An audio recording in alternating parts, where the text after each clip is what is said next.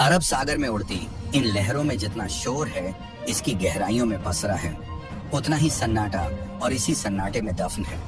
ना जाने कितने ही ये रहस्य है।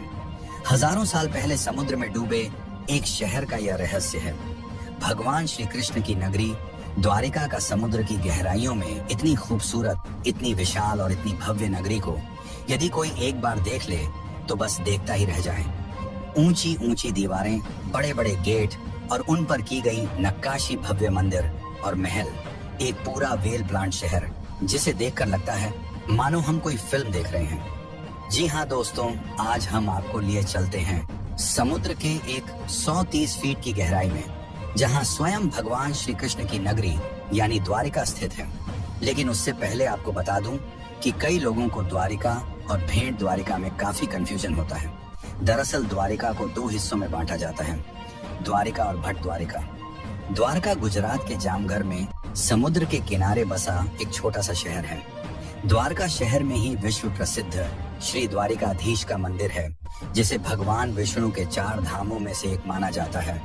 वहीं भेंट द्वारिका गुजरात में समुद्र तट से 3 किलोमीटर की दूरी पर समुद्र के बीच एक द्वीप है। सालों से यहाँ जहाजों द्वारा जाया जाता था, परंतु अब यह सड़क मार्ग से जुड़ चुका है।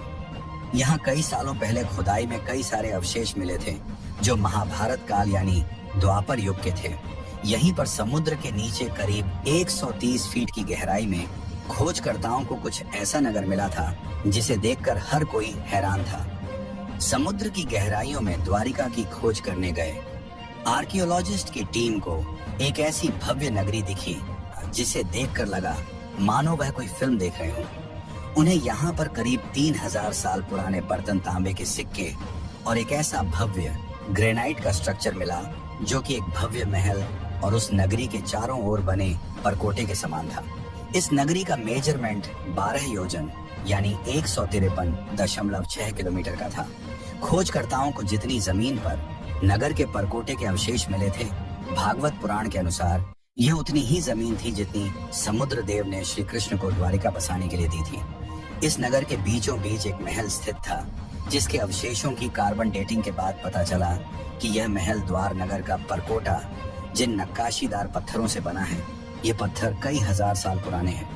लेकिन दोस्तों, आखिर हमें कैसे पता पड़ा कि यह नगरी द्वारिका नगरी है और इसे श्री कृष्ण ने बसाया था? और तो और ये पानी में कैसे डूबी?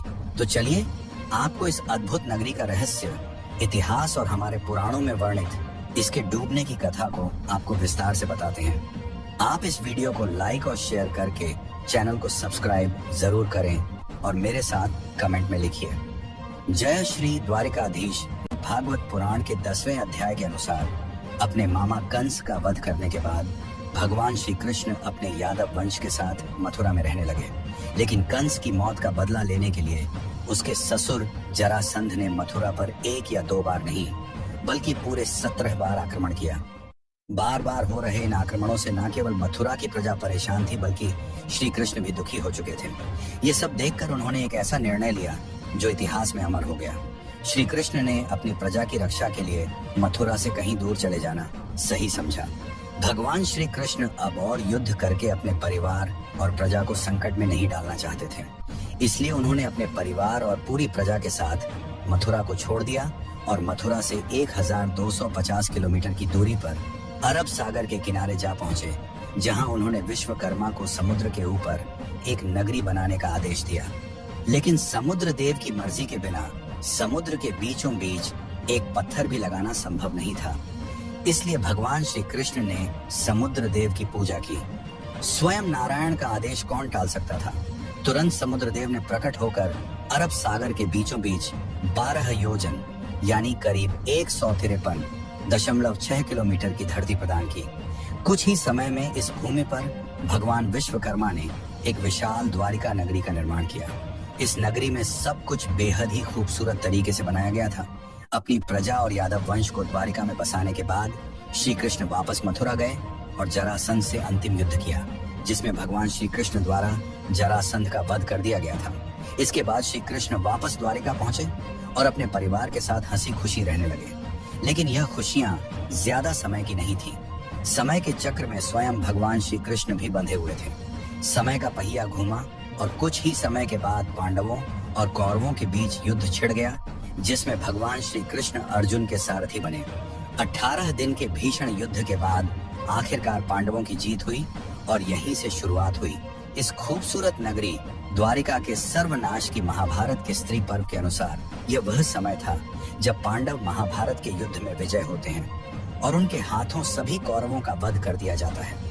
माता गंधारी ने जब अपने 100 पुत्रों की मृत्यु का समाचार सुना तो वह यह दुख नहीं सह पाए और उन्होंने भगवान श्री कृष्ण को अपने बेटों की मौत का जिम्मेदार ठहराते हुए उन्हें श्राप दिया कि जैसे उसके वंश का विनाश हुआ है, ठीक वैसे ही 36 साल बाद तुम्हारे वंश का भी विनाश होगा। श्री कृष्ण इसके बारे में सब कुछ पहले से ही जानते थे। उन्हें इस बात का पहले से ही आभास था, इसलिए उन्होंने श्राप को आशीर्वाद के तौर पर लिया।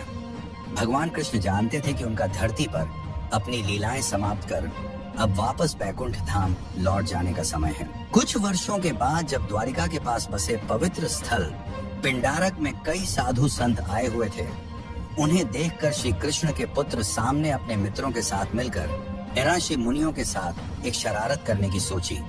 फिर क्या था, सामने एक गर्भवती स्त्री का भेष बदला और साधु संतों के पास पहुंच गया। वहां जाकर उसने आर्षि मुनियों से अपने होने वाले बच्चे के बारे में पूछा। आर्षि मुनि अपने साथ हो रहे इस मजाक से क्रोधित हो गए और उन्होंने शाम को श्राप दे दिया कि वह एक लोहे की मुसल को जन्म देगा जो यादव वंश के विनाश का कारण बनेगा। यादव वंश को अब तक 2 श्राप लग चुके थे, पहला माता गांधारी का और दूसरा आर्षि मुनियों का। अब इन दोनों श्रापों के पूर्ण होने का समय था। थोड़े ही समय के बाद सांप के कपड़ों से एक लोहे का मुसल मिला। यह खबर मिलते ही पूरे यादव वंश में कोहराम मच गया। जब श्री कृष्ण के नाना उग्रसेन को इस पूरी कहानी का पता चला तो उन्होंने श्राप से बचने के लिए उस लोहे के मुसल के टुकड़े कर दिए और उन्हें समुद्र में फेंक दिया। उन्हें यह गलत फहमी थी कि ऐसा करने से उन्होंने यादव वंश को श्राप से बचा लिया है, लेकिन ऐसा नहीं था। स्वयं भगवान श्री कृष्ण के लिए भी इन श्रापों को पूर्ण करना आवश्यक था। इस कारण जैसे ही उग्रसेन मुसल के टुकड़ों को समुद्र में फेंकते हैं, वैसे ही उन्हें एक मछली निगल लेती है। इसके बाद वह मछली मछुआरों के जाल में फंसती है। जब उसे चीरा जाता है तो उनके पेट से उसी लोहे के मुसल के टुकड़े निकलते हैं। कहा जाता है कि एक शिकारी ने इस जहरीले मुसल के टुकड़ों से एक जहरीले तीर का निर्माण किया और इस तरह टुकड़े टुकड़े होने के बाद भी यह लोहे का मुसल एक बार फिर तैयार हो जाता है। यादव वंश के विनाश के लिए अब 36 साल बीत चुके थे और वह समय आ चुका था जब माता गांधारी और आर्षि मुनियों के श्राप को सच होने का समय था। अपने अंत समय से अनजान पूरा यादव वंश नशे की लत में डूब चुका था और धीरे धीरे उन्होंने आपस में ही लड़ना शुरू कर दिया। अंदर ही अंदर यादव वंश में युद्ध छिड़ गया। भाई भाई को मारने लगा और धीरे धीरे पूरे राजवंश का विनाश हो गया। ये सब देखकर बलराम जी, जो स्वयं शीशनाग के अवतार हैं, उन्होंने भी इस धरती का त्याग कर दिया और वापस अपने धाम लौट गए। भगवान श्री कृष्ण भी जंगलों की तरफ निकल पड़े। कुछ देर चलने के बाद वह एक पीपल के पेड़ के नीचे विश्राम करने के लिए लेट गए। तभी एक शिकारी ने उन्हें एक हिरण समझकर उन पर तीर चला दिया। यह वही शिकारी था जिसने मछली के पेड़ से निकले टुकड़ों से तीर बनाया था और यह वही जहरीला तीर था जो उस लोहे के मुसल से बना था। जैसे ही जहरीला तीर श्री कृष्ण के पैर पर लगा, वैसे ही भगवान श्री कृष्ण अपनी लीलाएं पूर्ण कर वापस अपने वैकुंठ धाम लौट गए और उन्हीं के साथ पूरा यादव वंश भी खत्म हो गया। जब अर्जुन को इस बात का पता चला तो वह दौड़कर द्वारिका पहुंचे, लेकिन उनके पहुंचने से पहले ही सब कुछ नष्ट हो चुका था। पूरी द्वारिका आग में जल रही थी। इसके बाद अर्जुन ने जैसे तैसे खुद को संभाला और जलती हुई नगरी से लोगों को बाहर निकाला। खाली होते ही द्वारिका नगरी हमेशा हमेशा के लिए समुद्र में समा गई। दोस्तों, यह नगरी इतने सालों के बाद भी आज भी अपनी भव्यता और अपने रहस्यों को संजोए हुए समुद्र के 130 फीट नीचे अपने अस्तित्व में होने का प्रमाण दे रही है। कई शोध हो चुके हैं, कई गणनाएं हो चुकी हैं, परंतु आज भी कई रहस्य हैं जो इन अवशेषों के नीचे दबे हुए हैं। अरब सागर के इस क्षेत्र में निरंतर खोज जारी है और जल्द ही इसे पर्यटन के लिए विकसित किया जा सकता है। जल्दी हमें कुछ ऐसा देखने को मिलेगा जिससे कोई भी आम आदमी भी द्वारिका के समुद्र में पानी के नीचे जाकर इस अद्भुत द्वारिका नगरी के दर्शन कर सके। उम्मीद है आपको हमारे द्वारा दी गई ये जानकारी पसंद आई होगी। इस वीडियो को लाइक और शेयर करें। फिर मिलते हैं नए वीडियो के साथ। तब तक मेरे साथ कमेंट में लिखिए जय श्री द्वारिकाधीश।